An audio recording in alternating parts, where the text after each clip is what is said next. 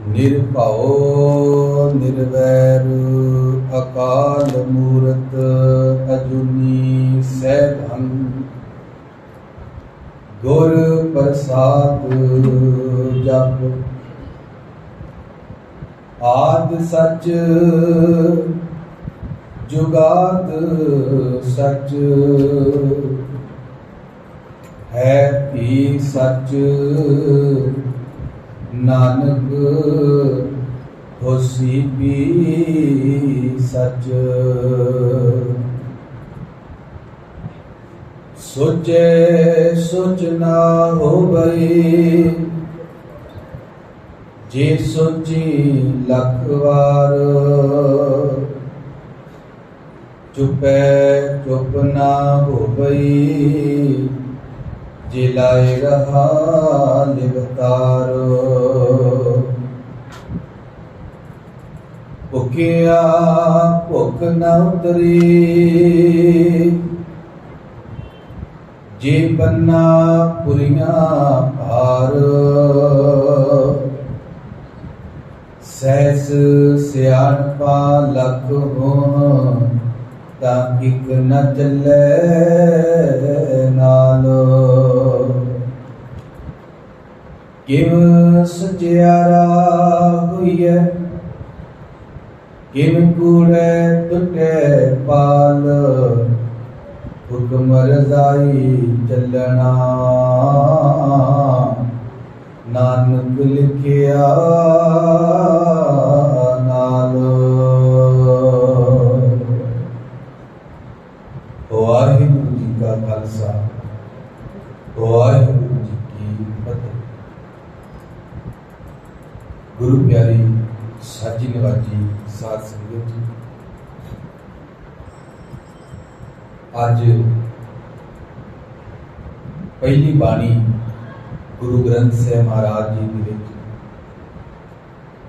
ਇਹਦਾ ਨਾਮ ਹੈ ਜਪ। ਤੇ ਅਸੀਂ ਇਸ ਜਪ ਨੂੰ ਜਪਜੀ ਸਾਹਿਬ ਕਹਿ ਕੇ ਉਚਾਰਨ ਕਰਦੇ।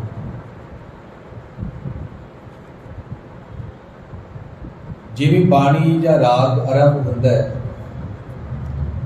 ਤੇ ਪਹਿਲੋਂ ਜਿਹੜਾ ਮੂਲ ਮੰਤਰ ਹੈ ਇੱਕ ਓੰਕਾਰ ਗੁਰ ਪ੍ਰਸਾਦ ਦਾ, ਉਹ ਸੰਪੂਰਨ ਗੁਰ ਮੰਤਰ ਉਚਾਰਨ ਕੀਤਾ। ਇਸ ਤੋਂ ਬਾਅਦ ਸ਼ਲੋਕ ਆਉਂਦਾ ਹੈ, ਆਦਿ ਸੱਚ ਜੁਗਾਦ ਸੱਚ। ਇਹ ਜਿਹੜਾ ਸ਼ਲੋਕ ਹੈ ਇਹਦੇ ਉੱਤੇ ਹੈਡਿੰਗ ਨਹੀਂ ਲਿਖਿਆ ਵੀ ਇਹ ਸ਼ਲੋਕ ਆ, ਉੱਤੇ ਨਾਮ ਉੱਤੇ ਸ਼ਬਦ ਨਹੀਂ ਆਇਆ। ਜਿਵੇਂ ਦੂਸਰੀਆਂ ਬਾਣੀਆਂ ਦੇ ਵਿੱਚ ਜਦੋਂ ਸ਼ਲੋਕ ਆਉਂਦਾ ਹੈ ਤੇ ਉੱਥੇ ਸ਼ਲੋਕ ਲਿਖਿਆ ਜਾਂਦਾ, ਜਿਵੇਂ ਸ਼ਲੋਕ ਅਖੀਰ ਤੇ ਜਾ ਕੇ ਲਿਖਿਆ ਸ਼ਲੋਕ ਪਵਨ ਗੁਰੂ ਬਾਣੀ। ਇਸੇ ਤਰ੍ਹਾਂ ਜਦੋਂ ਚੌਪਦੇ ਸ਼ਬਦ ਦੇ ਰੂਪ ਵਿੱਚ ਆਏ ਤੇ ਉੱਥੇ ਚੌਪਦੇ ਲਿਖੇ, ਜਿੱਥੇ ਸ਼ਲੋਕ ਆਇਆ ਉੱਥੇ ਸ਼ਲੋਕ ਲਿਖਿਆ ਗਿਆ, ਪਰ ਇੱਥੇ ਸ਼ਲੋਕ ਵਰਡ ਨਹੀਂ ਲਿਖਿਆ। ਪਰ ਫਿਰ ਅਸੀਂ ਕਹਿੰਦੇ ਆ ਵੀ ਇਹ ਸ਼ਲੋਕ ਆ, ਇਹ ਕਿਵੇਂ ਆ? ਕਈ ਲੋਕ ਕਹਿੰਦੇ ਆ ਵੀ ਜਿਹੜਾ ਆਦਿ ਸੱਚ ਆ ਜੁਗਾਦ ਸੱਚ ਆ, ਇਹ ਗੁਰਮੰਤਰ ਦਾ ਹੀ ਹਿੱਸਾ ਆ, ਇਹ ਗੁਰਮੰਤਰ ਦਾ ਹਿੱਸਾ ਆ, ਇਹ ਅਲੱਗਾ ਨਹੀਂ, ਇਹ ਵੱਖਰਾ ਨਹੀਂ। ਤੇ ਆਦਿ ਸੱਚ ਜੁਗਾਦ ਸੱਚ ਪਾ ਕੇ ਇਹ ਪੂਰਨ ਸੰਪੂਰਨ ਗੁਰਮੰਤਰ ਬਣਦਾ। ਇਹ ਪੂਰਾ ਮੂਲ ਮੰਤਰ ਇੱਥੋਂ ਤੱਕ ਕਈਆਂ ਦਾ ਇਹ ਕਹਿਣਾ। ਹੁਣ ਦੇਖੋ ਜੀ, ਸ਼ਬਦ ਕਈ ਵਾਰ ਬਾਣੀ ਵਿੱਚ ਉਹੀ 2 ਵਾਰ ਆਇਆ, 3 ਵਾਰ ਵੀ ਆਏ ਨੇ। ਤੇ ਸਾਨੂੰ ਜਦੋਂ ਅਸੀਂ 14 ਅੰਕਾਂ ਤੋਂ ਪਹਿਲਾਂ ਦੀ ਜਿਹੜੀ ਬਾਣੀ ਪੜਾਂਗੇ, ਉਹ ਬਾਣੀ ਲਗਭਗ 2 ਵਾਰ 3 ਵਾਰ ਅੱਗੇ ਵੀ ਆਈ। ਜਿਵੇਂ ਅਸੀਂ ਰਹਿਰਾਸ ਵਿੱਚ ਪੜ੍ਹਦੇ ਹਾਂ ਸੋਦਰ ਵਾਲੀ ਪੌੜੀ, ਤੇ ਉੱਥੇ ਜਪਜੀ ਸਾਹਿਬ ਦੇ ਵਿੱਚ ਵੀ ਉਹ 28 ਨੰਬਰ ਪੌੜੀ ਆਈ ਹੈ, 27 ਨੰਬਰ ਪੌੜੀ ਆਈ ਹੈ। ਤੇ ਸਾਧ ਸੰਗਤ ਉਹ 2 ਵਾਰ ਤੇ ਸਾਨੂੰ ਪਤਾ ਲੱਗ ਗਿਆ ਵੀ ਸ਼ਾਮ ਦੀ ਬਾਣੀ ਵਿੱਚ ਵੀ ਤੇ ਸਵੇਰ ਦੀ ਬਾਣੀ ਵਿੱਚ ਵੀ ਆਈ ਹੈ। ਹੁਣ ਜਦੋਂ ਦੂਜੀ ਵਾਰ ਉਹ ਸ਼ਬਦ ਆਉਂਦਾ ਹੈ ਤੇ ਉਹਦੇ ਵਿੱਚ ਫਰਕ ਪਾਇਆ ਜਾਂਦਾ। ਹੁਣ ਜਦੋਂ ਸ਼ਾਮ ਦੀ ਪੜ੍ਹੋਗੇ ਤੇ ਸਵੇਰੇ ਜਪਜੀ ਸਾਹਿਬ ਦੀ ਪੌੜੀ ਪੜ੍ਹੋਗੇ, ਉਹਦੇ ਵਿੱਚੋਂ ਤੁਹਾਨੂੰ 50-60 ਫਰਕ ਨਜ਼ਰ ਆਉਣਗੇ, 50-60। ਤੇ ਧਿਆਨ ਰੱਖਣਾ ਸਾਧ ਸੰਗਤ। ਇਸੇ ਤਰ੍ਹਾਂ ਇਹ ਜਿਹੜਾ ਸ਼ਲੋਕ ਹੈ ਨਾ, ਆਦਿ ਸੱਚ, ਇਹ ਬਾਣੀ ਵਿੱਚ ਦੂਜੀ ਵਾਰ ਵੀ ਆਇਆ ਜਦੋਂ ਅਸੀਂ ਸੁਖਮਨੀ ਸਾਹਿਬ ਪੜ੍ਹਦੇ ਹਾਂ। ਤੇ ਉੱਥੇ ਥੋੜੇ ਜਿਹੇ ਫਰਕ ਨਾਲ ਆਇਆ। ਉੱਥੇ ਹੋਸੀ ਭੇਦ ਕਰਕੇ ਲਿਖਿਆ, ਉੱਥੇ ਭੀ ਨਹੀਂ ਲਿਖਿਆ, ਭੱਬੇ ਨੂੰ ਬਿਹਾਰੀ ਨਹੀਂ ਲਿਖਿਆ, ਉੱਥੇ ਭੱਬੇ ਨੂੰ ਸਿਹਾਰੀ ਲਿਖਿਆ। ਹੁਣ ਉੱਥੇ ਜਦੋਂ ਸੁਖਮਨੀ ਸਾਹਿਬ ਪੜ੍ਹਦੇ ਆ, ਸਾਨੂੰ ਪਤਾ ਲੱਗਦਾ ਪਹਿਲਾਂ ਸ਼ਲੋਕ ਆਉਂਦਾ ਹੈ, ਫਿਰ ਅਸ਼ਟਪਦੀ ਆਉਂਦੀ ਹੈ। ਪਹਿਲਾਂ 2 ਪੰਕਤੀਆਂ ਦਾ ਸ਼ਲੋਕ ਆ ਰਿਹਾ, 24 ਅਸ਼ਟਪਦੀਆਂ, 24 ਸ਼ਲੋਕ ਉਚਾਰਨ ਕੀਤੇ ਨੇ। ਉੱਥੇ ਆਦਿ ਸੱਚ ਜੁਗਾਦ ਸੱਚ ਜਿਹੜਾ ਹੈ ਉਹ ਕੰਪਲੀਟਲੀ ਸਾਨੂੰ ਪਤਾ ਲੱਗਦਾ ਹੈ ਵੀ ਇਹ ਸ਼ਲੋਕ ਆ। ਹੁਣ ਉਹੀ ਜਿਹੜਾ ਸ਼ਲੋਕ ਹੈ ਸੁਖਮਨੀ ਸਾਹਿਬ ਦੇ ਵਿੱਚ ਗੁਰੂ ਅਰਜਨ ਸਾਹਿਬ ਜੀ ਨੇ ਉਚਾਰਨ ਕੀਤਾ, ਬਾਅਦ ਵਿੱਚ ਉਹੀ ਸ਼ਲੋਕ ਪਹਿਲਾਂ ਗੁਰੂ ਨਾਨਕ ਸਾਹਿਬ ਨੇ ਉਚਾਰਨ ਕੀਤਾ ਹੈ। ਕਈ ਕਾਰਨ ਹੋ ਸਕਦੇ, ਸਾਨੂੰ ਨਹੀਂ ਪਤਾ। ਹੋ ਸਕਦਾ ਹੈ ਬਾਅਦ ਵਿੱਚ ਛਾਪੇਖਾਨੇ ਕੋਲੋਂ ਸ਼ਲੋਕ ਨਾ ਲਿਖਿਆ ਗਿਆ ਹੋਵੇ। ਕਈ ਘਾਟਾਂ ਨੇ, ਕਈ ਕਮੀਆਂ ਨੇ। ਅੱਜ ਵਰਗਾ ਪ੍ਰਿੰਟ ਜ਼ਮਾਨਾ ਨਹੀਂ ਸੀ, ਅੱਜ ਵਰਗਾ ਤੇਜ਼ ਜ਼ਮਾਨਾ ਨਹੀਂ ਸੀ ਵੀ ਬੰਦੇ ਨੇ ਇੱਥੋਂ ਫੈਕਸ ਭੇਜੀ ਆ ਵੀ ਲੈ ਚੈੱਕ ਕਰ ਵੀ ਇਹਦੇ 'ਚ ਗਲਤੀ ਤਾਂ ਕੋਈ ਨਹੀਂ। ਉਦੋਂ ਹੱਥ ਲਿਖਤ ਹੁੰਦੇ ਸੀ, ਹੱਥ ਉੱਤੇ ਲਿਖਿਆ ਜਾਂਦਾ ਸੀ, ਕਾਗਜ਼ ਵੀ ਅੱਜ ਵਰਗੇ ਨਹੀਂ ਸੀ, ਅੱਜ ਵਰਗੀ ਫੈਸਿਲਿਟੀ ਨਹੀਂ ਸੀ। ਤੇ ਹੋ ਸਕਦਾ ਹੈ ਤੇ ਸਾਨੂੰ ਸੁਖਮਨੀ ਸਾਹਿਬ ਜੀ ਤੋਂ ਇਸ਼ਾਰਾ ਮਿਲਦਾ ਹੈ ਵੀ ਇਹ ਸ਼ਲੋਕ ਆ, ਇਹ ਗੁਰਮੰਤਰ ਦਾ ਜਾਂ ਮੂਲ ਮੰਤਰ ਦਾ ਭਾਗ ਨਹੀਂ, ਹਿੱਸਾ ਨਹੀਂ। ਤੋ ਸਾਧ ਸੰਗਤ ਆਓ ਆਪਾਂ ਆਰੰਭ ਕਰਦੇ ਹਾਂ। ਜਪਜੀ ਸਾਹਿਬ ਜੀ ਅਸੀਂ ਸਤਿਕਾਰ ਤੌਰ ਤੇ ਲਾਉਂਦੇ ਹਾਂ। ਬਾਣੀ ਦਾ ਨਾਮ ਹੈ ਜਪ। ਜਪ ਦਾ ਅਰਥ ਹੈ ਜਪਣਾ। ਕਿਹਨੂੰ ਜੀ? ਪਰਮਾਤਮਾ। ਹੁਣ ਕਿਵੇਂ ਜਪਣਾ ਹੈ, ਇਹ ਬਾਣੀ 'ਚ ਤਰੀਕਾ ਦੱਸਿਆ। ਇਹ ਬਾਣੀ ਦਾ ਨਾਮ ਹੀ ਜਪ ਰੱਖਿਆ ਵੀ ਜੇ ਪਰਮਾਤਮਾ ਨੂੰ ਜਪਣਾ ਹੈ ਤੇ ਇਵੇਂ ਜਪਿਓ। ਤੇ ਜਪਣਾ ਕਿਹਨੂੰ ਆ? ਪਰਮਾਤਮਾ ਨੂੰ। ਉਹ ਪਰਮਾਤਮਾ ਕਿੱਦਾਂ ਦਾ ਹੈ ਜੀ? ਉਹ ਪਰਮਾਤਮਾ ਕੈਸਾ ਆ? ਆਓ ਜੀ ਗੁਰਮੰਤਰ ਵਿੱਚ, ਮੂਲ ਮੰਤਰ ਦੇ ਵਿੱਚ ਸਾਨੂੰ ਪਤਾ ਲੱਗ ਰਿਹਾ ਹੈ। ਤੇ ਹਜ਼ੂਰ ਕਹਿੰਦੇ ਨੇ ਇੱਕ ਓੰਕਾਰ, ਇੱਕ ਉਹ ਪਰਮਾਤਮਾ ਇੱਕ ਹੈ, ਉਹਦੇ ਵਰਗਾ ਹੋਰ ਕੋਈ ਨਹੀਂ, ਉਹਦੇ ਬਰਾਬਰ ਕੋਈ ਨਹੀਂ, ਉਹਦੇ ਬਰਾਬਰ ਕੋਈ ਹੋਰ ਹਸਤੀ ਨਹੀਂ ਹੈ। ਜਿਹਨੂੰ ਅਸੀਂ ਪੜ੍ਹਦੇ ਹਾਂ ਮੁੱਖ ਵਾਕ ਵਿੱਚ, ਤੁਧ ਬਿਨ ਦੂਜਾ ਨਾ ਹੀ ਕੋਈ, ਤੂੰ ਕਰਤਾਰ ਕਰੇ ਸੋ ਹੋਏ। ਤੇਰੇ ਤੋਂ ਬਿਨਾ, ਤੇਰੇ ਵਰਗਾ ਹੇ ਮੇਰੇ ਵਾਹਿਗੁਰੂ ਹੋਰ ਕੋਈ ਨਹੀਂ ਹੈ, ਤੇਰੇ ਵਰਗਾ ਤੂੰ ਹੀ ਹੈਗਾ। ਤੋ ਸਾਧ ਸੰਗਤ ਉਹ ਇੱਕੋ ਹੀ ਆ। ਤੇ ਗੁਰੂ ਪਾਤਸ਼ਾਹ ਨੇ ਈੜੀ ਨੂੰ ਸਿਹਾਰੀ ਸ਼ਬਦਾਂ ਵਾਲਾ ਇੱਕ ਨਹੀਂ ਲਿਖਿਆ, ਗਿਣਤੀ ਵਾਚਕ ਇੱਕ ਪਾਇਆ ਵੀ ਇਹ ਇੱਕ ਦਾ ਹੋਰ ਕੋਈ ਮੀਨਿੰਗ ਹੀ ਨਾ ਨਿਕਲੇ, ਅਰਥ ਹੀ ਕੋਈ ਨਾ ਨਿਕਲੇ। ਕਿਉਂਕਿ ਸਾਡੇ ਵਿਦਵਾਨ ਬੜੇ ਨੇ, ਅਰਥ ਬੜੇ ਕਰ ਲੈਂਦੇ ਆ ਜੀ। ਈੜੀ ਨੂੰ ਸਿਹਾਰੀ ਹੁੰਦਾ, ਕੱਕਾ ਹੁੰਦਾ, ਉਹਨੇ ਈੜੀ ਦੇ ਅਰਥ ਹੋਰ ਕਰਨੇ ਸੀ, ਕਿਸੇ ਨੇ ਹੋਰ ਕਰਨੇ ਸੀ, ਕੱਕੇ ਦੇ ਅਰਥ ਕਿਸੇ ਹੋਰ ਨੇ ਕਰਨੇ ਸੀ। ਉਹਨੇ ਕਹਿਣਾ ਸੀ ਨਹੀਂ ਈੜੀ ਦਾ ਤੇ ਕੱਕੇ ਦਾ ਅਰਥ ਆ ਵਾ, ਦੂਜੇ ਨੇ ਕਹਿਣਾ ਸੀ ਨਹੀਂ ਮੇਰੀ ਮਤ ਅਨੁਸਾਰ ਆ ਵਾ। ਤੇ ਸਾਡੇ ਵਰਗੇ ਜਿਹੜੇ ਨਿਊਟਰਲ ਬੰਦਿਆਂ ਨੇ ਕੀ ਕਹਿਣਾ ਸੀ? ਇਹ ਵੀ ਸਹੀ ਆ ਜੀ, ਇਹ ਵੀ ਸਹੀ ਆ, ਸਾਰੇ ਸਹੀ ਆ ਜੀ, ਆਪਣੀ ਆਪਣੀ ਬੋਲ। ਅਸੀਂ ਸਾਰਿਆਂ ਦੇ ਉੱਤੇ ਠੱਪਾ ਲਾ ਦੇਣਾ ਸੀ ਸਹੀ ਦਾ। ਤੇ ਹੁਣ ਗੁਰੂ ਪਾਤਸ਼ਾਹ ਨੇ ਜਿਹੜੀ ਇੱਕ ਗੱਲ ਕਹੀ ਆ, ਉਹਦਾ ਮਕਸਦ ਇੱਕੋ ਹੀ ਹੁੰਦਾ। ਹੁਣ ਦੇਖੋ ਸਾਧ ਸੰਗਤ, ਕੋਈ ਬੰਦਾ ਕਹਿੰਦਾ ਜੀ ਮੈਨੂੰ ਪਾਣੀ ਪਿਆਸ ਲੱਗੀ ਆ, ਇਹਦਾ ਮਤਲਬ ਇੱਕੋ ਹੀ ਆ ਵੀ ਉਹਨੂੰ ਪਿਆਸ ਲੱਗੀ ਆ, ਉਹ ਪਾਣੀ ਚਾਹੁੰਦਾ, ਉਹਨੇ ਪਾਣੀ ਮੰਗਿਆ।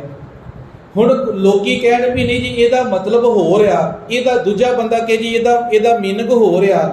ਹਾਂ, ਉਹ ਮੀਨਿੰਗ ਕੱਢ ਸਕਦੇ ਨੇ, ਵਿਦਵਾਨ ਬੰਦੇ ਕਰ ਸਕਦੇ ਨੇ, ਪਰ ਕਹਿਣ ਵਾਲੇ ਨੇ ਜਿਹੜਾ ਸ਼ਬਦ ਕਿਹਾ ਵਾ ਉਹਦੀ ਭਾਵਨਾ ਇੱਕੋ ਹੀ ਆ। ਉਹਦੀ ਭਾਵਨਾ ਇਹ ਆ ਵੀ ਮੈਨੂੰ ਪਿਆਸ ਲੱਗੀ ਆ, ਵੀ ਮੈਨੂੰ ਪਾਣੀ ਪਿਆਓ। ਤੇ ਹੁਣ ਦੂਜੇ ਭਾਵੇਂ 50 ਬੰਦੇ ਅਰਥ ਕਰ ਲੈਣ, ਉਹ ਅਰਥ ਸਹੀ ਨਹੀਂ ਹੈ ਸਾਧ ਸੰਗਤ। ਇਸੇ ਤਰ੍ਹਾਂ ਗੁਰਬਾਣੀ ਸ਼ਬਦ ਦਾ ਅਰਥ ਇੱਕੋ ਹੀ ਹੁੰਦਾ ਹੈ। ਇਹ ਨਹੀਂ ਵੀ ਹਰ ਬੰਦਾ ਕਹੇ ਜੀ ਇਹ ਵੀ ਸਹੀ ਆ, ਇਹ ਵੀ ਸਹੀ ਆ ਤੇ ਇਹ ਵੀ ਸਹੀ ਆ। ਤੇ ਫਿਰ ਗੁਰੂ ਨੇ ਕੀ, ਜਦੋਂ ਇੱਕ ਸ਼ਬਦ ਕਿਹਾ, ਇੱਕ ਪੰਕਤੀ ਕਹੀ, ਇੱਕ ਮੈਸੇਜ ਦਿੱਤਾ ਹੈ ਗੁਰੂ ਸਾਹਿਬ ਨੇ, ਉਹ ਮੈਸੇਜ ਕਈ ਅਰਥਾਂ ਵਿੱਚ ਦਿੱਤਾ ਵੀ ਉਹਦੇ ਕਈ ਅਰਥ ਆਪਾਂ ਕਰ ਲਈਏ, ਨੈਗੇਟਿਵ ਵੀ ਕਰ ਲਈਏ, ਪੋਜ਼ਿਟਿਵ ਵੀ ਕਰ ਲਈਏ, ਹੋਰ 10-50 ਕਰ ਲਈਏ। ਤਾਂ ਸਾਧ ਸੰਗਤ ਨਹੀਂ, ਗੁਰੂ ਪਾਤਸ਼ਾਹ ਦਾ ਮਤਲਬ ਇੱਕੋ ਹੀ ਸੀਗਾ। ਆਓ ਅੱਗੇ ਗੁਰੂ ਦੇਵ ਕਹਿੰਦੇ ਆ ਜੀ ਇੱਕ ਓੰਕਾਰ, ਉਹ ਪਰਮਾਤਮਾ ਇੱਕ ਹੈ, ਸਾਰੀ ਧਰਤੀ ਵਿੱਚ ਉਹ ਵਿਆਪਕ ਹੈ ਤੇ ਉਸ ਜਿਹਾ ਹੋਰ ਕੋਈ ਨਹੀਂ। ਤੇ ਅਗਲਾ ਬਚਨ ਹੈ ਜੀ ਸਤਨਾਮ, ਉਹ ਸੱਤੇ ਹੈ, ਮਤਲਬ ਉਹ ਸਲਾਮਤ ਹੈ। वो सदा सलामत है, वो हमेशा कायम रहने वाला है, वो हस्ती कदे मिटदी नहीं है। असी नाश हो सकते हैं, धरती नाश हो सकती है, ब्रह्मांड मिट सकता है, दोबारा बन सकता है, पर वो परमात्मा नाश रहत आ, वो अविनाशी पुरख आ। ते सत्य का अर्थ की होया जी, जिहड़ा सदा रहने वाला है, जिहड़ा कदे नाश नहीं हुंदा। सत नाम, उहदा नाम सत्य है। ते करता पुरख, करता का अर्थ है जी करन वाला, क्रिएटर आ, वो सब कुछ ब्रह्मांड नूं बनाउण वाला है। उन्हें सानू पैदा किया, उहदे विधि विधान, उहदी बनाई हुई थ्योरी दे नाल संसार पैदा होया, ब्रह्मांड पैदा होया। ते एक गल ध्यान रखना, गुरु कहते आ करता पुरख। इत्थे पुरख का अर्थ आ, वैसे कई इहदे अर्थ पुरख का अर्थ हुंदा जिवें मेल ते फीमेल, वो परमात्मा मेल आ। इत्थे जिहड़ा अर्थ किया विद्वानां ने, कहंदे ने व्यापक, भी सारा ब्रह्मांड बना के इहदे विच व्यापक भी आ। दुनिया का बंदा कोई मशीन बनाता है, कार बनाता है, पखा बनाता है, AC बनाता है, आप उहदे विच नहीं रहिंदा, पर परमात्मा ने जो कुछ बनाया है, परमात्मा इहदे विच सभायमान, कण कण दे विच। ते करता पुरख दा अर्थ आ, वो करन वाला है, ते इहदे विच व्यापक भी बैठा है, करता पुरख। फिर गुरु कहते ने निरभਉ ते निर्वैर। वो परमात्मा भਉ तो रहत आ, निरभਉ भਉ तो रहत। भਉ का अर्थ है जी डर। अज मनुख कई तरह के डर राखी जींदा, इनू मौत का डर आ, इनू घाटे का डर आ, इनू अपमान का डर आ, कई तरह के डर बंदा लैके अपनी जिंदगी बसर कर रहा। जिहड़ा इंसान डर रखता है अपने अंदर, वो इंसान वैर भी रखेगा, ते जिहड़ा इंसान वैर रखता है, उसदे अंदर डर भी होएगा। जिहड़ा बंदा वैर, जिहदा दुश्मन है कोई, वो तो यही अपने दिल च रखे ना, भी मेरा दुश्मन पता नहीं कदों मेरे ते वार कर दे, वो बच के डर के रहेगा। हाँ, डरना भी जरूरी है, तो ध्यान रखना, जो वो डरेगा नहीं तो सावधान नहीं होएगा। जदों असीं हुण आम सफ़र करते हैं साध संगत, सानूं कोई डर नहीं हुंदा, असीं एवें इग्नोर कई चीज़ां कर करके अगे चली जाते। पर जे कदे यही सफ़र करना पवे पहाड़ के उत्ते, हेमकुंड दीयां पहाड़ियां वाल, तो फिर डर, उत्थे डर हुंदा है। तो जदों डर हुंदा है तो बंदा बड़ा सावधान होकर, सुचेत होकर, डर जिहड़ा है वो सानू सुचेत करता है, सावधान करता है। आ दो गल्लां इकट्ठियां आईयां ने साध संगत। गुरु कहते ने निरभਉ, वो भਉ तो रहत निरभਉ है। निर्वैर, वो वैर तो रहत है, दुश्मनी तो रहत है, उसकी किसी नाल निजी दुश्मनी नहीं हैगी, वो किसी नाल दुश्मनी नहीं करता। जे करदा हुंदा ते पापी लोकां नूं तबाह कर दिंदा। जे वो दुश्मनी रखता, पापी बंदे दुनिया दे विच दुनिया दे मालक ना बनदे। जे वो दुश्मनी रखता भी आ पापी बंदे मैनू मैनू मैनू मनते नहीं आ, ते पापी बंदियां दी जिहड़ी गुड्डी आ आसमान ते चढ़ी हुई है, जिहड़े भगतां वर्गे, कबीर साहब वर्गे, भगत नामदेव वर्गे, उन्हां नूं हाथी दे पैरां विच सुट सुट के रोलिया, मारिया, उन्हां नूं बार बार पकड़ते रहे, पकड़ के सजावां देंदे रहे। क्यों जी? क्योंकि वो रब दे बंदे सन, वो सच्चियार सन, वो सच बोलण वाले सन, उन्हां नूं सजावां दित्तियां। ते जे रब दुश्मनी करदा ते रब कहंदा कि मैं इहो जे पापी बंदियां नूं कबीर साहब सजावां देवांगा, इन्हां नूं मार दियांगा, इन्हां नूं तबाह कर दियांगा, पर रब दुश्मनी नहीं करदा। तो साध संगत, गुरु कहते ने निरभਉ निर्वैर, अकाल मूरत। काल का अर्थ है जी समा, मौत, ते आकाल जिहदे ते समय का असर नहीं।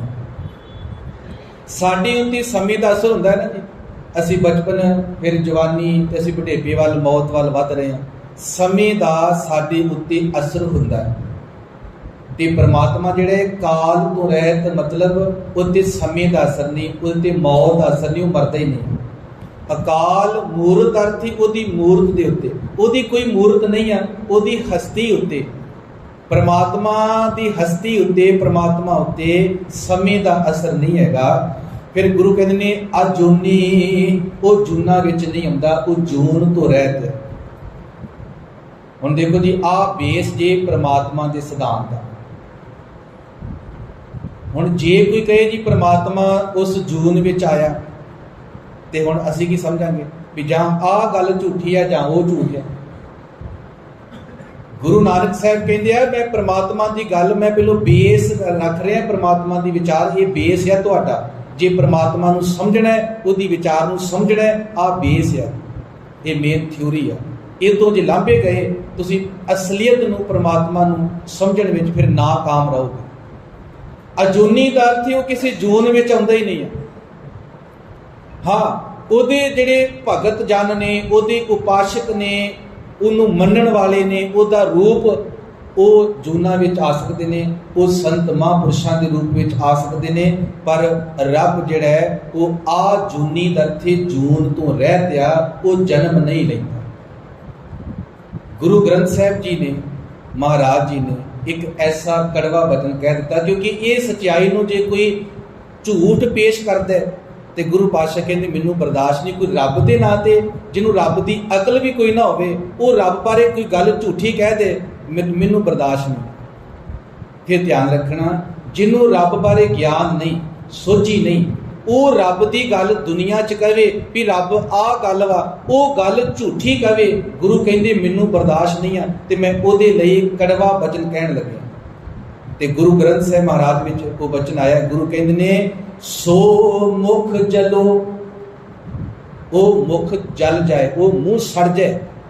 सो मुख जलो जित कहे ठाकुर जोनी, जिहड़ा कहंदा ठाकुर दा अर्थ परमात्मा, जोनी दा अर्थ जून विच इस रूप विच परमात्मा जन्मिया, इस रूप विच परमात्मा आया। गुरु ग्रंथ साहिब कहंदे ऐसा मुख सड़ जाए, क्योंकि रब दे जिन्हों रब दा पता नहीं आ, वो रब दे बारे ये गल कहे तो गुरु पातशाह कहंदे भी पहली गल भी तेनों रब बारे पता नहीं, तो फिर एडा रब दे उत्ते झूठ की गल तू कर रहे हैं, जी तोहमत ला रहे हैं। रब जूना विच नहीं आउंदा, इत्थे बेस आ जूनी कि वो जूना तो रहते है, वो किसी जून विच शेप विच नहीं आना। असी अगे पढ़ांगे, चक्कर चिन्ह अर बर्न जात अर पात नहिन, नहिन का अर्थ नहीं, ਉਹਦਾ कोई चक्कर चिन्ह नहीं, ਉਹਦਾ कोई रंग रूप नहीं, कोई स्टैचू नहीं, कोई शेप नहीं, वो निर्गुण रूप है। हुण देखो साथ गुरु ग्रंथ साहिब अनुसार, कलगीधर पातशाह अनुसार परमात्मा किसी भी शेप विच जन्म लैके वो धरती ते नहीं आंदा, उन्होंने आउण दी की लोड़ है जी, वो तो कण कण दे विच आ। वो परमात्मा इत्थे तां आवे ना जी इत्थे पहलों हैगा नहीं आ, इंज ही है ना जी। हुण वो कण कण विच आ, साडे अंदर आ, जिहड़ा उहदा रूप आ परमात्मा पहलों सुभाएमान आ, उहनूं भला कोई रूप धारण करन दी की लोड़ है। पर साखियां कहानियां दे विच ये बयान किया गया कि रब इस रूप विच आया, रब ने आ रूप धारण किया। तो साध संगत गुरु कहते ने अजूनी सहभंग, सहभंग का अर्थ है वो अपने आप तो आ जी, वो अपने आप तो आ, वो आप नैचुरल आ, उन्होंने किसी ने पैदा नहीं किया भी वह कोई मालक होएगा, वह कोई माँ प्यो होएगा नहीं, वह कोई माँ प्यो नहीं। कौन कहे तू कद का, कौन कह सकता भी रब इन्ने करोड़ साल पहलों से, वो बारे नहीं किया जा सकता। जे कह दिता तो रब की बेअंतता कादी रह गई।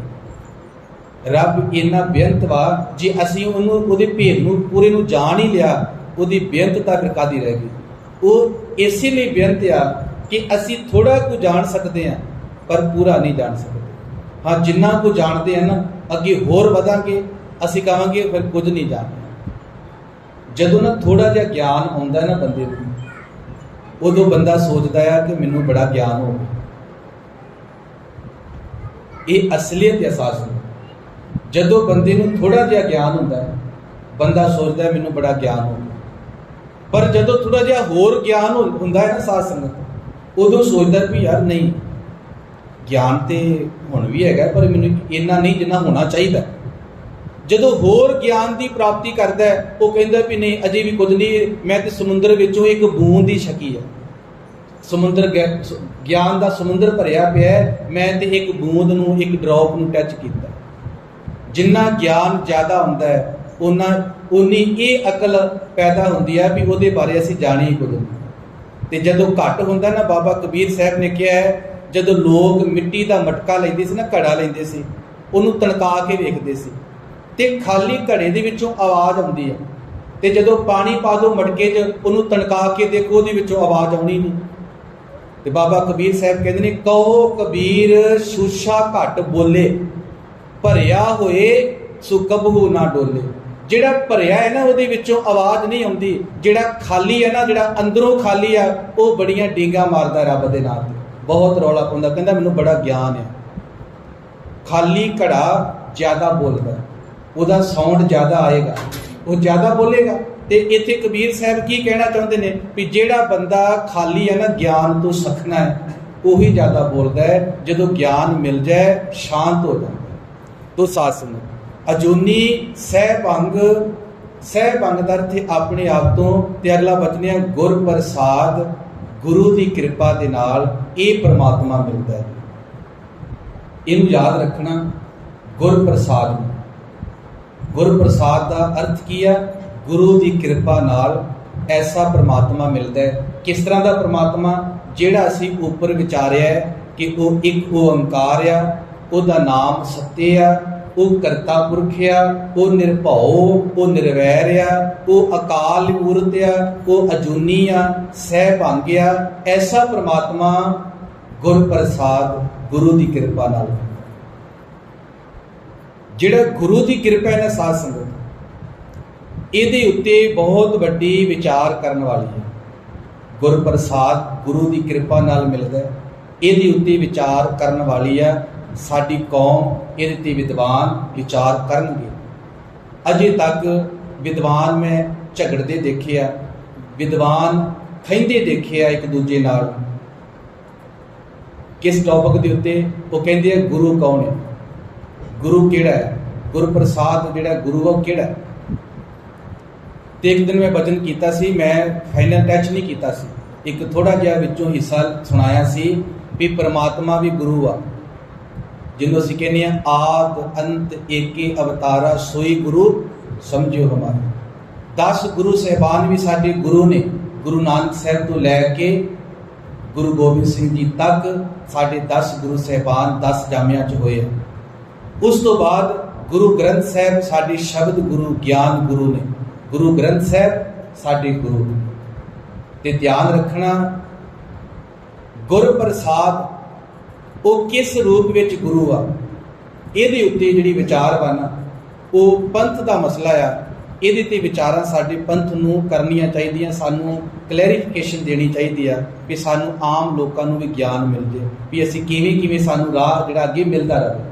ਤੇ ਜੇ ਸਾਡੇ ਮਸਲੇ ਹੱਲ ਨਾ ਹੋਏ, ਸਵਾਲ ਹੱਲ ਨਾ ਹੋਏ, ਅਸੀਂ ਉੱਥੇ ਭਟਕਦੇ ਰਹਿ ਜਾਵਾਂਗੇ, ਉੱਥੇ ਖੜ ਜਾਵਾਂਗੇ। ਤੋ ਸਾਧ ਸੰਗਤ, ਮੂਲ ਮੰਤਰ ਅਸੀਂ ਸੰਪੂਰਨ ਕੀਤਾ। ਅਗਲਾ ਬਚਨ ਆ, ਦੇਖੋ ਜੀ, ਗੁਰ ਪ੍ਰਸਾਦ ਦੇ ਅੱਗੇ ਨਾ 2 ਡੰਡੇ ਆਏ ਆ।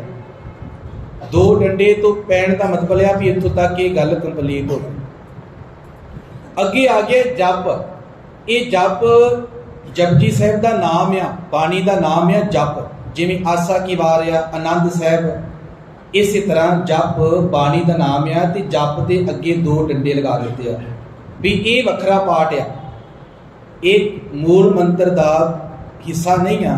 ਡੰਡੇ ਲੱਗ ਗਏ ਵੀ ਉੱਥੋਂ ਤੱਕ ਕੰਪਲੀਟ ਹੋ ਗਿਆ। ਜਪ ਦੇ ਅੱਗੇ 2 ਡੰਡੇ ਲੱਗ ਗਏ ਵੀ ਇਹ ਵੱਖਰਾ ਪਾਠ ਆ, ਮਤਲਬ ਇਹ ਨਾਮ ਆ। ਤੇ ਹੁਣ ਅਗਲਾ ਪਾਠ ਵੱਖਰਾ ਸ਼ੁਰੂ ਹੋਏਗਾ। ਤੇ ਅਗਲਾ ਪਾਠ ਆ ਜੀ, ਆਦ ਸੱਚ। ਆਦ ਦਾ ਅਰਥ ਹੈ ਜੀ, ਜਦੋਂ ਇਹ ਸੰਸਾਰ ਨਹੀਂ ਸੀ ਬਣਿਆ, ਜਦੋਂ ਧਰਤੀ ਦਾ ਮੁੱਢ ਬੱਝਾ, ਜਦੋਂ ਇਹ ਬ੍ਰਹਿਮੰਡ ਹੋਂਦ ਵਿੱਚ ਆਇਆ ਹੀ ਸੀ, ਉਹ ਜਿਹੜਾ ਸਮਾਂ ਹੈ ਨਾ, ਉਹ ਆਦ ਦਾ ਸਮਾਂ ਹੈ।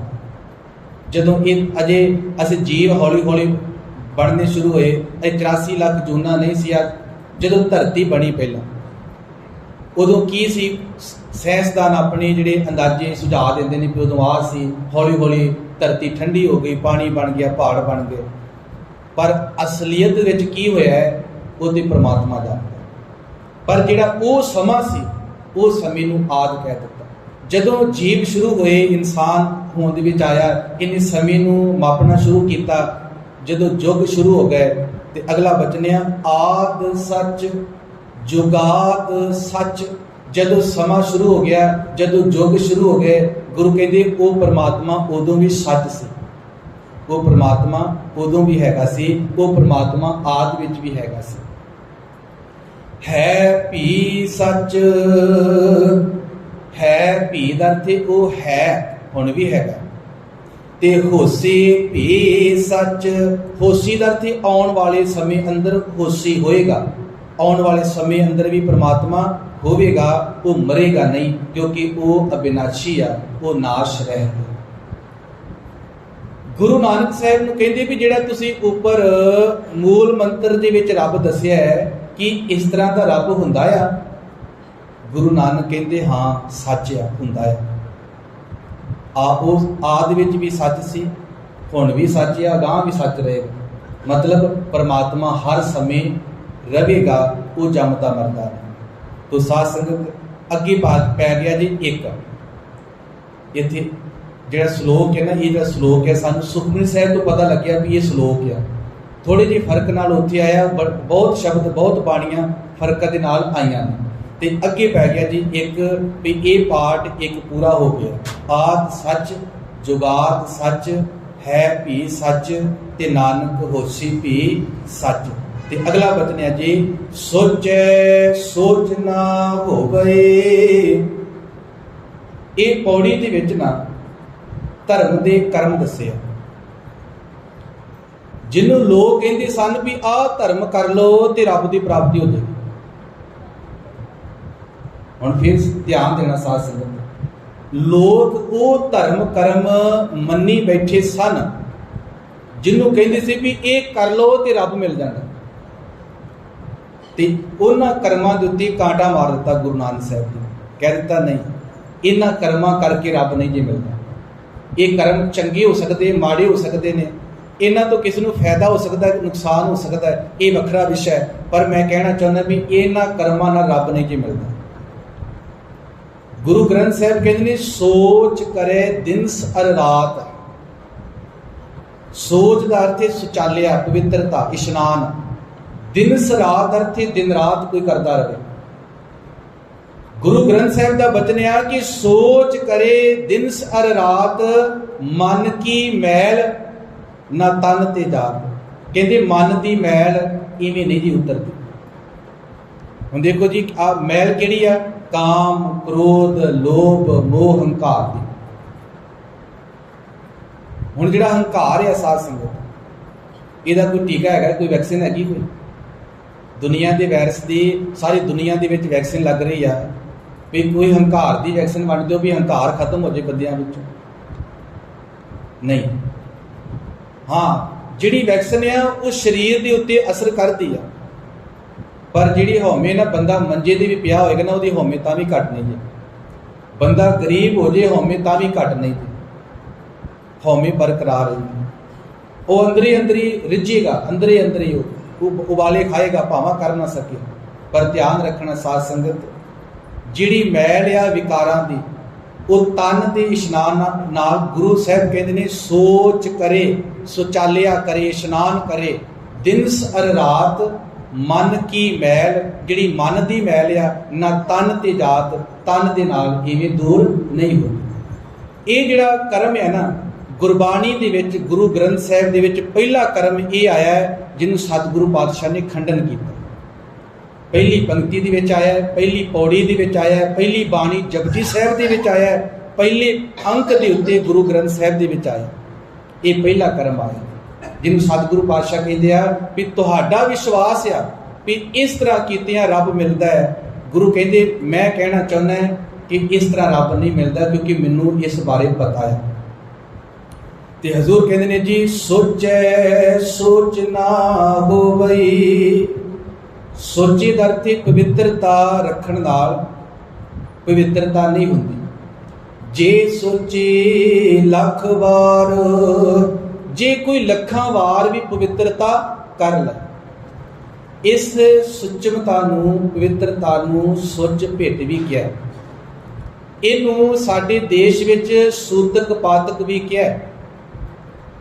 लोग कहते हैं इहदा परछावां पै गया तो काम पिटिया जाना जे। लोग कहते हैं जे इन्हें देख लिया तो भी भोजन खराब हो जाएगा।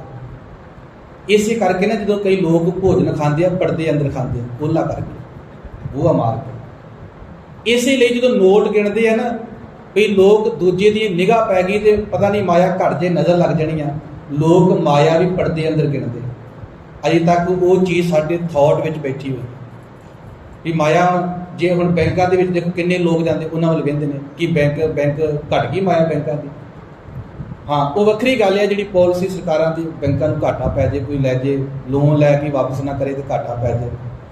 तो साध संगत गुरु पातशाह कहते आ ध्यान रखना जी, सोचे सोच ना होवे जे सोचे लख वार, जे कोई लखां वार पवित्रता कर।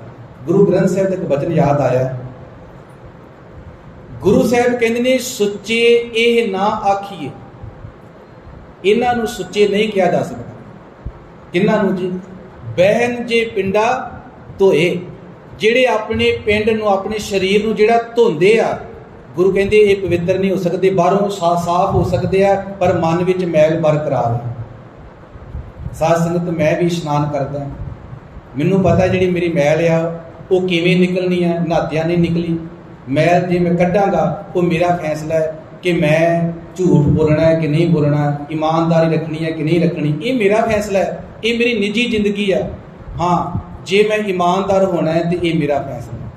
वो एक खिन लगना है भी मैं ईमानदार हो जाऊँ, बेईमानी तो फिर वट तो है ही है। तो साध संगत जे सोचिए, गुरु कहते ने बहन जे पिंडा धोए, सुच्चे ये ना आखिए, बहन जे पिंडा धोए सुच्चे सेई नानका, जिन मन वसिया सोए। जिन्हां दे मन विच रब वसदा है वो सुच्चे बंदे ने, वो पवित्र बंदे ने, क्योंकि रब पवित्र मन विच ही वसेबा करेगा, गंदे मन विच रब वसेबा भी नहीं करता। तो साध संगत अगली पंक्ति आ कि चुपै चुप ना हो गई, आ धर्म कर्म दूजा आ गया जी। लोग कहते हैं चुप कर जो, मौन धारण कर लो, तो मौन धारण कीतियां रब मिलता है। गुरु नानक साहब कहते नहीं, रब इवें भी नहीं मिलता। चुपै चुप ना हो गई, शरीर की चुप नाल मन चुप नहीं जे करता। मन तो अंदरों बोल ही रहा है ना जी, अंदर तो बोलता ही रहता, मन तो बोलता ही रहता। जे लाए रहा लिब तार, जे लाए रहा, जे वो लगातार लगा के रखे की जी, लिब तार का अर्थ है लगातार समाधि लगा लवे शरीर दी। जे शरीर दी लगातार समाधि लगा लवे, गुरु कहते शरीर चुप कर सकता है, शरीर दी समाधि लग सकती है, पर मन जिहड़ा है वो चुप नहीं करेगा। तुहाडे अखां मीटण नाल बैठण नाल मन दे अंदरों फुरने उठते रहणगे। कई बार असीं बाणी पढ़ रहे होंदे आ, नितनेम कर रहे होंदे आ, मन घर भी उडारी मार जाता है, बाहर बच्चों को भी हो आता है, अमरीका के भी हो आता है, कई काम धंधे भी सोच आता है भी मैं उहदे कोल पैसे लैने आ, जा काम करना है, एक मिनट दे विच किन्ने किन्ने काम कर जाता है। वो की कर रहा मन भी शरीर तो बाणी पढ़ रहा है, शरीर तो बैठा वा पर मन नहीं बैठा, मन बोलता रहता है। जे लाए रहा लिवतार, गुरु कहते भी लगातार लिवतार ला के समाधि ला के बैठा रहे, उसका मन चुप नहीं करेगा। शरीर की चुप नाल मन चुप नहीं करता। अगला वचन है जी, भुखे आ भुख ना उतरे, जे बन्ना पुरियां भार। साडे देश विच एक ओशो छोटा जिहा फिरका चलिया सी, ओशो रजनीश आचार्य जी। उन्हां दा एक मतलब सी भी तुसी पदार्थ भोगी जाओ भोगी जाओ भोगी जाओ, तुहाडा मन राजेगा, ते जदों मन राजेगा फिर तुसी संतुष्ट हो जाओगे, फिर तुहाडा मन टिकेगा। गुरु साहब ने यह खंडन किया। एक वाम मार्गी ने वो भी कहते भी जो मर्जी रज के खाओ, जो मर्जी भोगी जाओ, खाई जाओ भोगी जाओ, पर उस तरह भी अग के उत्ते लकड़ा होर पा दो तो की वो अग बुझेगी? लकड़ा पाई जाओ, अग तो होर मचती जाएगी मचती जाएगी मचती जाएगी। बंदे की भुख वाल 1000 रुपये की, उन्होंने दे दो 1000 रुपया, वो भुख वध गई, कहता लाख रुपये दे दो लाख रुपया, भुख वध गई दे दो करोड़ रुपया। ਤੇ ਕੀ ਉਹਦੀ ਭੁੱਖ ਇੱਕ ਥਾਂ ਤੇ ਆ ਕੇ ਰੁਕੇਗੀ? ਨਹੀਂ ਰੁਕੇਗੀ। ਤ੍ਰਿਸ਼ਨਾ ਨਹੀਂ ਰੁਕਦੀ, ਭੁੱਖ ਨਹੀਂ ਮਿਟਦੀ। ਹੁਣ ਆ ਅੱਖਾਂ ਨਾਲ, ਹੁਣ ਪਹਿਲੋਂ ਲੋਕੀ ਦਾ ਟੀਵੀ ਨਹੀਂ ਸੀ ਵੇਖਦੇ, ਅੱਜ 4-4 ਘੰਟੇ ਸਵੇਰੇ, 4-4 ਘੰਟੇ ਸ਼ਾਮ ਨੂੰ ਲੋਕੀ ਟੀਵੀ ਵੇਖਦੇ ਨੇ, ਨਾਟਕ ਵੇਖਦੇ ਨੇ, ਕਈ ਚੰਗੇ ਪ੍ਰੋਗਰਾਮ ਵੇਖਦੇ ਨੇ, ਕੋਈ ਮਾੜੇ ਵੀ ਵੇਖ ਲੈਂਦੇ ਨੇ। ਤੇ ਕੀ ਇਹਨਾਂ ਅੱਖਾਂ ਰੱਜ ਗਈਆਂ? ਗਾਣੇ ਸੁਣ ਸੁਣ ਕੇ ਕੰਨ ਰੱਜ ਗਏ ਨੇ। ਜਿਹਨੂੰ ਗੁਰਬਾਣੀ ਵਿੱਚ ਵੀ ਕਿਹਾ ਤੇ ਭਾਈ ਗੁਰਦਾਸ ਨੇ ਵੀ ਕਿਹਾ, ਅੱਖੀ ਦੇਖ ਨਾ ਰੱਜੀਆਂ ਬਹੁ ਰੰਗ ਤਮਾਸ਼ੇ। ਇਹ ਸਾਰੇ ਦੇ ਵਿੱਚ ਦੱਸਿਆ ਵੀ ਸਾਡਾ ਸਰੀਰ, ਸਾਡੇ ਪਾਠ, ਸਾਡੇ ਇੰਦਰੀ ਨਹੀਂ ਥੱਕਦੇ। ਕੁਝ ਫਿਰਕਿਆਂ ਨੇ, ਧਰਮ ਦੇ ਲੋਕਾਂ ਨੇ ਕਿਹਾ ਰੱਜ ਕੇ ਖਾਈ ਜਾਓ, ਭੋਗੀ ਜਾਓ, ਤੁਹਾਡੇ ਇੰਦਰੀ ਤ੍ਰਿਪਤ ਹੋ ਜਾਣਗੇ, ਰੱਜ ਜਾਣਗੇ। ਫਿਰ ਰੱਜ ਕੇ ਕਹਿੰਦੇ ਵੀ ਤੁਹਾਨੂੰ ਸ਼ਾਂਤੀ ਮਿਲ ਜੇਗੀ। ਗੁਰੂ ਸਾਹਿਬ ਕਹਿੰਦੇ ਨਹੀਂ, ਇੱਥੇ ਆਹ ਬਚਨ ਕਿਹਾ ਹੈ ਕਿ ਭੁੱਖਿਆ ਭੁੱਖ ਨਾ ਉਤਰੀ। ਭੁੱਖਿਆਂ ਦਾ ਅਰਥ ਹੈ ਭੁੱਖ ਦੇ ਅਧੀਨ ਰਿਹਾ, ਤ੍ਰਿਸ਼ਨਾ ਦੇ ਅਧੀਨ ਰਿਹਾ। ਭੁੱਖ ਨਾ ਉਤਰੀ, ਇਹ ਭੁੱਖ ਨਹੀਂ ਉਤਰਦੀ। ਜੇ ਬੰਨਾ ਪੁਰੀਆਂ ਭਾਰ, ਜੇ ਬੰਨਾ ਦਾ ਅਰਥ ਜੇ ਕੋਈ ਬੰਨ ਲਵੇ, ਪੁਰੀਆਂ ਦਾ ਅਰਥ ਪੁਰੀਆਂ ਇੱਕ ਧਰਮ ਸਥਾਨ ਆ। ਹਿੰਦੂ ਧਰਮ ਦੇ ਵਿੱਚ 7 ਪੁਰੀਆਂ ਨੇ, ਤੇ 7 ਪੁਰੀਆਂ ਦੇ ਵਿੱਚ ਜਿਵੇਂ ਇੱਕ ਪੁਰੀ ਹੈ ਜਗਨਨਾਥਪੁਰੀ ਉੜੀਸਾ 'ਚ।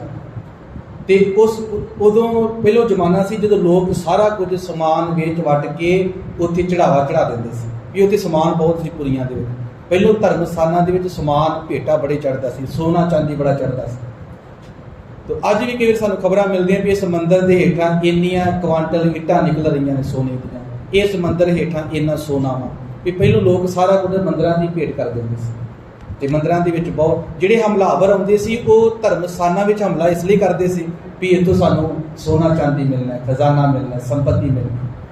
ਤੋ ਸਾਧ ਸੰਗਤ, ਗੁਰੂ ਉਸ ਜ਼ਮਾਨੇ ਦੀ ਗੱਲ ਕਰਕੇ ਕਹਿੰਦੇ ਆ ਵੀ ਜੇ ਪੁਰੀਆਂ ਦੇ ਸੋਨੇ ਚਾਂਦੀ ਦੇ ਪਦਾਰਥਾਂ ਦੀਆਂ ਪੰਡਾਂ ਬੰਨ੍ਹ ਕੇ ਕਿਸੇ ਬੰਦੇ ਨੂੰ ਦੇ ਦੋ ਵੀ ਲੈ ਵੀ ਤੂੰ ਰੱਜ ਕੇ ਖਾ, ਸੋਨਾ ਚਾਂਦੀ ਆ ਲੈ ਜਾ ਸਾਰਾ ਹੀ, ਵੀ ਤੂੰ ਰੱਜੇਗਾ।